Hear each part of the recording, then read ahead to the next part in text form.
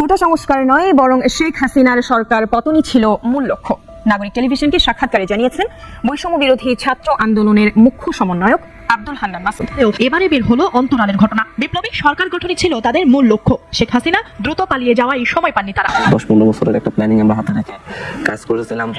Made clear to the government of Bangladesh, as we made clear to countries all the প্রথম কথা হচ্ছে যে 5 August পরবর্তী পার্শ্ব প্রতিক্রিয়ায় যারা ক্ষমতায় এসেছে তারা অবৈধভাবে ক্ষমতায় এসেছে, অসাংবিধানিকভাবে ক্ষমতায়। প্রিয় দর্শক, এই মাত্র পাওয়া খুবই গুরুত্বপূর্ণ ভিডিওতে আপনাকে স্বাগতম।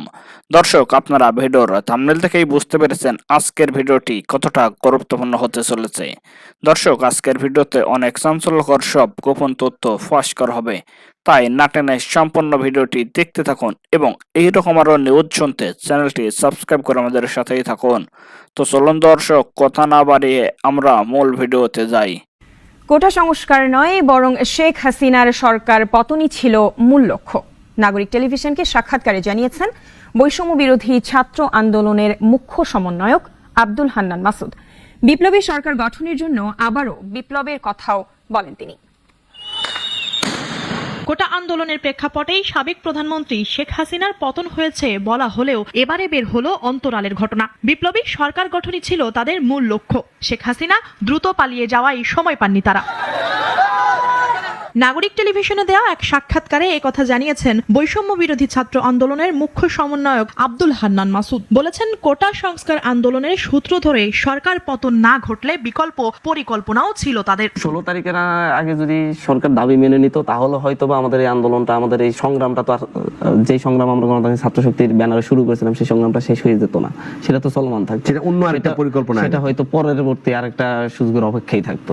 হান্নান মাসুদ জানান, গত 15 বছর ধরেই সরকার পতন ঘটানোর পরিকল্পনা ছিল তাদের। সেই লক্ষ্যে চানখারপুলে একটি বাসায় একসঙ্গে থাকতেন তারা। আমাদের একটা প্ল্যানিং ছিল, 10-15 বছরের একটা প্ল্যানিং আমরা হাতে রেখে কাজ করেছিলাম যে হচ্ছে বাংলাদেশের প্রতিটি শিক্ষা প্রতিষ্ঠানের শিক্ষার্থীরা একটা জায়গায় ঐক্যবদ্ধ হবে, ছাত্র জনতার মেলবন্ধনের জন্য কাজ করবে, ছাত্রদের অধিকার নিয়ে কথা বলবে, যেখানে রাষ্ট্রীয় যে কোনো ক্রাইসিসে তারাই প্রতিবাদ করবে, একটা বড় ধরনের মুভমেন্ট তৈরি করার জন্য। রাষ্ট্র ব্যবস্থা পুরোপুরি ঢেলে সাজাতে চান এই সমন্বয়ক। তার মতে সে লক্ষ্য পূরণে বাধা হয়ে আসছে বড় বড় রাজনৈতিক দলগুলো। তাই দ্বিতীয় বিপ্লবের কথাও বলেন হান্নান মাসুদ। সেই জায়গা থেকে আমরা যে বাংলাদেশের স্বপ্ন থেকে সেটা হয়তো বাস্তবায়ন এই বিপ্লবের মতো দিয়ে হচ্ছে না, তবে আমরা দ্বিতীয় বিপ্লব হবে বাংলাদেশে। আমরা চাই যে এই বিপ্লবটা অতি দ্রুত হয়ে যেন হচ্ছে এর মাধ্যমে যেন হচ্ছে সকল আগাছা মুক্ত বাংলাদেশ গঠিত হয়। বৈষম্য বিরোধী ছাত্র আন্দোলনের মুখ্য সমন্বয়ক আব্দুল হান্নান মাসুদের সাক্ষাৎকারটি আগামী কাল এবং পরশু প্রচার করবে নাগরিক টেলিভিশন। প্রথম কথা হচ্ছে যেই 5 আগস্ট পরবর্তী পার্শ্ব প্রতিক্রিয়ায় যারা ক্ষমতায় এসেছে, আমরা বাংলাদেশের নাগরিকেরা মনে করে তারা অবৈধভাবে ক্ষমতায় এসেছে, অসাংবিধানিকভাবে ক্ষমতায় এসেছে, অগণতান্ত্রিকভাবে ক্ষমতায় এসেছে এবং জবরদখল করে ক্ষমতায় রয়েছে। যে কারণে বাংলাদেশ ছাত্রলীগের কর্মী হিসেবে আমরা যেটা মনে করি যে এই সরকারের বাংলাদেশ ছাত্রলীগের উপর আরোপিত নিষেধাজ্ঞার কোনো বৈধতা, কোনো আইনি ভিত্তি, কোনো নৈতিক ভিত্তি, কোনো যৌক্তিকতা আছে বলে আমরা মনে করি না। বরং এটি তারা যে এক ধরনের ফ্যাসিস্ট রাষ্ট্র কাঠামো গড়ে তুলেছে, মত প্রকাশের স্বাধীনতা নেই, সমাবেশ করার স্বাধীনতা নেই, সাংবিধানিক অধিকার নেই, মৌলিক মানবাধিকার নেই, এই যে তারা একটি ফ্যাসিস্ট রাষ্ট্র কাঠামো গড়ে তুলেছে, এটি নিরাপত্তা নিশ্চিত করার জন্য, নিজেদের অবৈধ অগণতান্ত্রিক ক্ষমতার নিরাপত্তা নিশ্চিত করার জন্য তারা আজকে বাংলাদেশ ছাত্রলীগের উপর নিষেধাজ্ঞা দিয়েছে। এবং শুধু তাই নয়, আমরা মনে করি যে এর মাধ্যমে বাংলাদেশ ছাত্রলীগের দীর্ঘদিনের ইতিহাস রয়েছে প্রগতিশীলতার পক্ষে থাকা, ধর্মনিরপেক্ষতার পক্ষে থাকা, গণতান্ত্রিক মূল্যবোধের পক্ষে থাকা। যে কারণে তারা মূলত বাংলাদেশ ছাত্রলীগকে নিষিদ্ধ করার মাধ্যমে বাংলাদেশে যারা প্রতিক্রিয়াশীল রাজনীতি করতে চায়, মৌলবাদী রাজনীতি যারা চর্চা করতে চায় এবং যারা এক ধরনের ধর্মান্ধ রাষ্ট্র ব্যবস্থা গড়ে তুলতে চায়, তাদেরকে প্রকারান্তর পৃষ্ঠপোষকতা প্রদর্শনের জন্য তারা এই কাজটি করেছে বলে আমি মনে করি। প্রথম কথা হচ্ছে, শেখ হাসিনার সরকার ধারাবাহিকভাবে জনগণের ভোটের মাধ্যমে নির্বাচিত হয়ে রাষ্ট্র পরিচালনায় থেকেছে।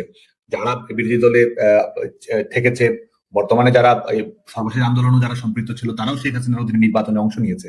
সাংবিধানিক ধারাবাহিকতা, জনগণের ম্যান্ডেট সবকিছুর ভিত্তিতেই তো আওয়ামী লীগ দেশ পরিচালনা করেছে এবং বিশেষ করে তরুণ প্রজন্মের নিরঙ্কুশ সমর্থনের মাধ্যমে আওয়ামী লীগ জনগণের প্রতিনিধিত্বশীল সরকার হয়ে রাষ্ট্র পরিচালনা করেছে এবং সর্বশেষ নির্বাচনেও আওয়ামী লীগ নিরঙ্কুশ বিজয় লাভ করেছে। গোটা বাংলাদেশে একটি স্থিতিশীল পরিবেশ পরিস্থিতি বিরাজ করছিল এবং বাংলাদেশে তো গণতান্ত্রিক স্বাধীনতা ছিল, মত প্রকাশের স্বাধীনতা ছিল, রাজনীতি করার স্বাধীনতা ছিল, নির্বাচনে অধিকার অংশগ্রহণ করার স্বাধীনতা ছিল, যে কোনো বিষয়ে প্রতিবাদ করার স্বাধীনতা ছিল, যে কোনো যৌক্তিক বিষয়ে সরকারের বিরোধিতা করার সুযোগ ছিল, সবার মতামত প্রকাশ করার সুযোগ ছিল, তাহলে সেটি কি ফ্যাসিস্ট কাঠামো, নাকি আজকে যারা জোর করে রাষ্ট্রযন্ত্রকে ব্যবহার করে নিষিদ্ধ করছে, আমাদের কথা বলার অধিকার দিচ্ছে না, আমরা মুক্তিযুদ্ধ নিয়ে কথা বলবো, সেটি আমাদের অপরাধ, আমরা মৌলবাদের বিরোধিতা করব, সেটি আমাদের অপরাধ, আমরা একটি রাজনৈতিক দলকে সমর্থন করব, সেটি আমাদের অপরাধ, আমরা সংগঠন করবো, আমরা সমাবেশ করবো, সেটি আমাদের অপরাধ। তাহলে কারা ফ্যাসিস্ট কাঠামো পরিচালনা করছে? এবং সবচেয়ে বড় কথা, সর্বশেষ যে আন্দোলনটি হয়েছে এটি একটি ইস্যু ভিত্তিক আন্দোলন ছিল, কোটা সংস্কারের দাবিতে সরকারি চাকরিতে কোটা ইস্যুতে এই আন্দোলনটি পরিচালিত হয়েছে। এবং এটি এমন একটি আন্দোলন ছিল যেই আন্দোলনের দাবি দাওয়া পূরণ করার জন্য সরকার আন্তরিক ছিল। ছাত্র সংগঠন হিসেবে আমাদের দায়িত্ব হচ্ছে শিক্ষার্থীদের পাশে থাকা, শিক্ষার্থীদের কথাগুলো সরকারের কাছে তুলে ধরা, শিক্ষার্থীদের যৌক্তিক দাবি দাওয়াগুলো আদায় করা।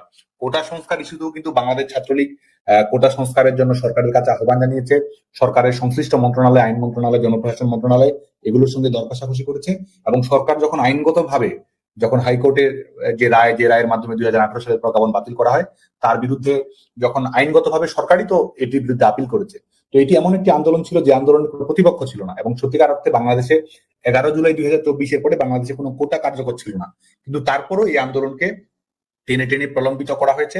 এই আন্দোলনকে যে আন্দোলনের একটি হ্যাপি এন্ডিং থাকার কথা, সেই হ্যাপি এন্ডিংটি নিশ্চিত না করে আন্দোলনটিকে রাজাকার ইস্যু সামনে নিয়ে এসে ভিন্ন খাতে প্রবাহিত করা। আজকে তারা বলছে যে ফ্যাসিস্ট কাঠামোর পরাজয় নিশ্চিত করছে। এই আন্দোলন তো শুরুই হয়েছে কোটা সংস্কারের দাবিতে, শিক্ষার্থীরা কোটা সংস্কার চেয়েছে, শিক্ষার্থীরা তো সরকার ব্যবস্থার পতন যে আন্দোলন পরবর্তীতে তারা সংগঠিত করেছে সেটির পক্ষে তো কারো সমর্থন ছিল না, বরং তারা একটি কৃত্রিম আবহ তৈরি করেছে, এক ধরনের লাশের রাজনীতি তারা তৈরি করেছে, দেশি বিদেশি ষড়যন্ত্রের তারা আশ্রয় নিয়েছে।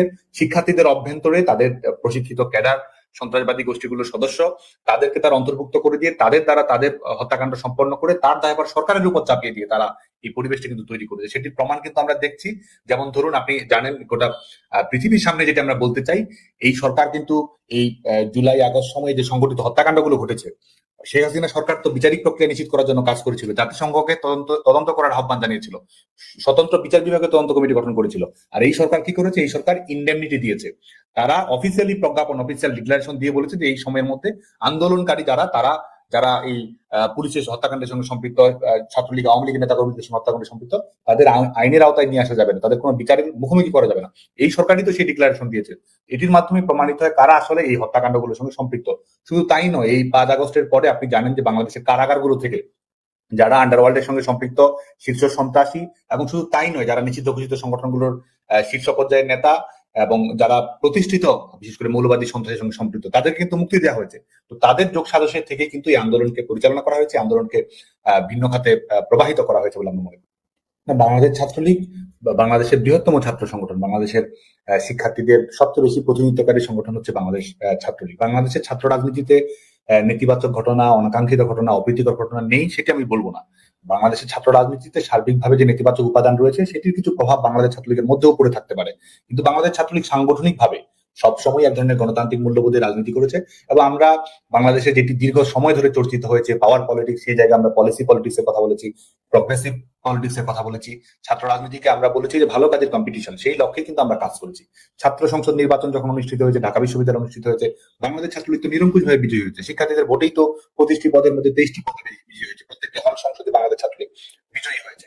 এখনো এই মুহূর্তে বাংলাদেশ ছাত্রলীগ, কারণ আমরা কাজ করি আমাদের বিশ্ববিদ্যালয়গুলো যেন গবেষণা বিশ্ববিদ্যালয়ে পরিণত হয়, শিক্ষার্থীরা যেন মানসম্মত ভাবে তাদের আবাসিক ব্যবস্থা, লেখাপড়ার পরিবেশ, প্রযুক্তির ব্যবস্থা, কর্মসংস্থানের সুযোগ তৈরি হওয়া, তাদের দক্ষ মানব সম্পদে পরিণত। বাংলাদেশ ছাত্রলীগের মূল লক্ষ্যই ছিল এই বিষয়গুলোকে কেন্দ্র করে কর্মকাণ্ড পরিচালনা করা। বাংলাদেশ ছাত্রলীগ কিন্তু সেটাই করেছে। বাংলাদেশ ছাত্রলীগ, এবং শুধু তাই নয়, বাংলাদেশের ছাত্র রাজনীতিতে আপনি জানেন যে শেখ হাসিনা সরকার 2008 সাল থেকে ধারাবাহিকভাবে এই দায়িত্ব, বাংলাদেশের দায়িত্বে ছিল, বাংলাদেশের ক্ষমতাসীন ছিল। এর আগে বাংলাদেশের ক্যাম্পাসগুলো যতটা না শিক্ষাঙ্গন ছিল তার চেয়ে অনেক বেশি রণাঙ্গন ছিল। বাংলাদেশের ক্যাম্পাসগুলোতে সেশন জট ছিল, নির্ধারিত সময়ে লেখাপড়া করার সুযোগ ছিল না, এবং সরকারি চাকরিতে দলীয় ক্যাডারদের সরাসরি নিয়োগ দেওয়া, এই বিষয়গুলো ছিল বাংলাদেশের বাস্তবতা। সেই বাস্তবতা অতিক্রম করে বাংলাদেশের শিক্ষা প্রতিষ্ঠানগুলো গত 15 বছর কিন্তু নির্বিঘ্নে পরিচালিত হয়েছে। এর আগে দেখা গেছে যে মাসের পর মাস ছাত্র সংগঠনগুলোর অভ্যন্তরীণ দ্বন্দ্বের কারণে, সংঘর্ষের কারণে, সহিংসতার কারণে ক্যাম্পাস বন্ধ করতে হতো। এমন শিক্ষা দরকার যা শিক্ষার্থীদের সৃজনশীল মানুষ হতে সাহায্য করে, বললেন প্রধান উপদেষ্টা অধ্যাপক মোহাম্মদ ইউনূস বলেছেন, আমাদের এমন শিক্ষা দরকার যা শিক্ষার্থীদের সৃজনশীল মানুষ হতে সাহায্য করে। বুধবার 20 নভেম্বর সচিবালয়ে শিক্ষা মন্ত্রণালয়ের কার্যালয় পরিদর্শনে গিয়ে এ মন্তব্য করেন তিনি। প্রধান উপদেষ্টা বলেন, মানুষ জন্মগতভাবে উদ্যোক্তা হয়ে থাকে, তবুও আমাদের শিক্ষা ব্যবস্থা চাকরি প্রার্থী তৈরি করে। এটি একটি ত্রুটিপূর্ণ শিক্ষা ব্যবস্থা। আমাদের শিক্ষা ব্যবস্থাকে এমনভাবে সংস্কার করা উচিত যাতে এটি একটি প্রজন্মের উদ্যোক্তা তৈরি করে। আমাদের এমন শিক্ষা দরকার যা শিক্ষার্থীদের সৃজনশীল মানুষ হতে সাহায্য করে। আমাদের তরুণদের অবশ্যই তাদের সৃজনশীল সম্ভাবনা পূরণ করতে হবে বলে অধ্যাপক ইউনূস। এর আগে প্রধান উপদেষ্টা প্রথমবারের মতো সচিবালয়ে উপদেষ্টা পরিষদের বৈঠকে সভাপতিত্ব করেন, পরে শিক্ষা মন্ত্রণালয় পরিদর্শন করেন। অধ্যাপক মোহাম্মদ ইউনূস বলেন, বাংলাদেশের এমন শিক্ষা ব্যবস্থা তৈরি করা উচিত নয় যেখানে শুধু পরীক্ষার স্কোরের উপর জোর দেওয়া হয়। প্রধান উপদেষ্টা বাংলাদেশী সমাজে প্রজন্মগত ব্যবধানে সংকুচিত করার আহ্বান জানিয়ে বলেন, দেশকে অবশ্যই নতুন প্রজন্মের ভাষা বুঝতে হবে, তাদের আকাঙ্ক্ষা এবং তাদের চিন্তার প্রক্রিয়া বুঝতে হবে। আমাদের অবশ্যই তরুণদের ভাষা এবং চিন্তার প্রক্রিয়া বুঝতে হবে। আমাদের জানতে হবে কিভাবে প্রবীণ প্রজন্ম তাদের অভিজ্ঞতা তরুণ প্রজন্মের সঙ্গে ভাগ করে নিতে পারে, বলেন তিনি। প্রধান উপদেষ্টা আরো বলেন, তরুণ ও প্রবীণ প্রজন্মের মধ্যে দূরত্ব বড় হচ্ছে, এটি সমস্যা তৈরি করবে। আমাদের অবশ্যই সরকারের মধ্যে ধারণার ব্যবধান কমিয়ে আনতে হবে।